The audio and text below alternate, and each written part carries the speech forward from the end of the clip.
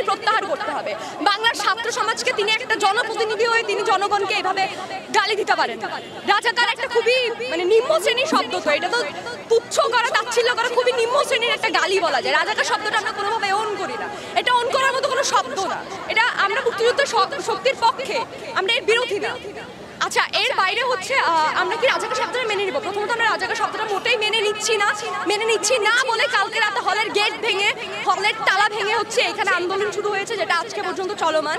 এর পাশাপাশি তিনি যে বলেছেন যে মুক্তিযোদ্ধার সন্তানরা কোটা পাবে না, তবে সাধারণ মানে অন্যরা রাজাকারের বাচ্চারা পাবে, এই যেটা একটু আগে বললাম, মুক্তিযোদ্ধার সন্তান বা নাতিপুতি বাংলাদেশে আছে 5 লাখেরও কম।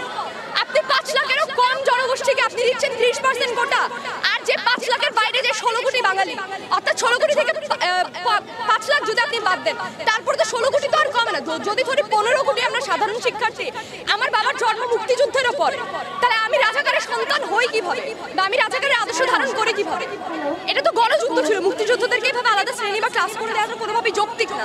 এর বাইরেও 5 লক্ষ মুক্তিযোদ্ধার বাইরে যদি 15 কোটি রাজাকার হয়, তিনি পুরো বাংলাদেশের জনগণকে রাজাকার বলে গালি দিচ্ছেন, কারণ আমাদের বাবা মাদেরকে তিনি রাজাকার বলে গালি দিচ্ছেন।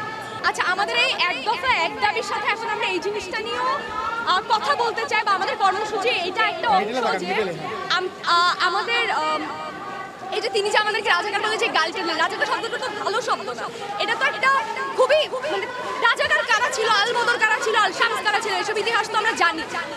এই ধরনের একটা শব্দ আমাদেরকে বলে, এটা আমাদেরকে লিটারালি গালি দেয়। এই গালির পক্ষে আমরা কোনোভাবেই না, আমরা চাই তিনি এই শব্দটা প্রত্যাহার করুন। বাংলার ছাত্র সমাজকে, বাংলার সাধারণ জনগণকে তিনি যে গালিটা দিয়েছেন, শুধু আমাদেরকে না, যারা সরাসরি মুক্তিযোদ্ধা, আমি অনেকজনকে দেখেছি যারা আন্দোলনে এসেছেন, যারা আসলে মুক্তিযোদ্ধা নিজেই, মুক্তিযোদ্ধাদের সন্তান। আমার অনেক ক্লাসমেট আছে যারা মুক্তিযোদ্ধার সন্তান বা নাতিপুতি, তারাও আমাদের আন্দোলনে সমর্থন জানাচ্ছে। তিনি তাদেরও মুক্তিযোদ্ধা হওয়ার ওই গৌরবকে তিনি অস্বীকার করে তাদেরকেও রাজাকার বলে গালি দিচ্ছেন, যে জিনিসটা কোনোভাবে যৌক্তিক না এবং বাংলার জনসমাজের জন্য অপমানজনক, এবং এটার জন্য তিনি খুবই ন্যাক্কারজনক কাজ করেছেন।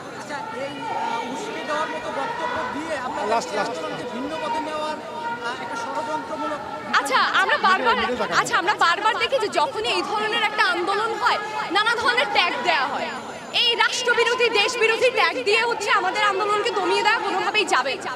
আমাদেরকে রাষ্ট্রবিরোধী বললেই তো আমরা রাষ্ট্রবিরোধী হয়ে যাচ্ছি না। বাংলার এখানে যে সব 20-30 হাজার মানে ছেলেমেয়েরা, ছাত্র সমাজ, বাংলার এই যে আপামর রিক্সাওয়ালা থেকে ধরে দোকানদার, সবাই আমাদেরকে যে সাপোর্টটা দিচ্ছে, আমরা জনগণের কাছ থেকে যে সাপোর্টটা পাচ্ছি, এই জিনিসটা তো আমাদের মানে সরকারের বা রাষ্ট্রপ্রধানদের বোঝা উচিত যে জনসমর্থনের বিরুদ্ধে, জনগণের চাহিদা, জনগণের প্রতিনিধি হয়ে তারা কিভাবে জনগণের বিরুদ্ধে গিয়ে কথা বলে, বাংলার ছাত্র সমাজের বিরুদ্ধে গিয়ে তারা কিভাবে কথা বলে। তারা যদি জনগণের প্রতিনিধি হয়ে থাকে আসলে, তাহলে তো তারা কখনো ছাত্র সমাজের, জনসমাজের বিরুদ্ধে যাওয়ার কখনোই কথা নেই।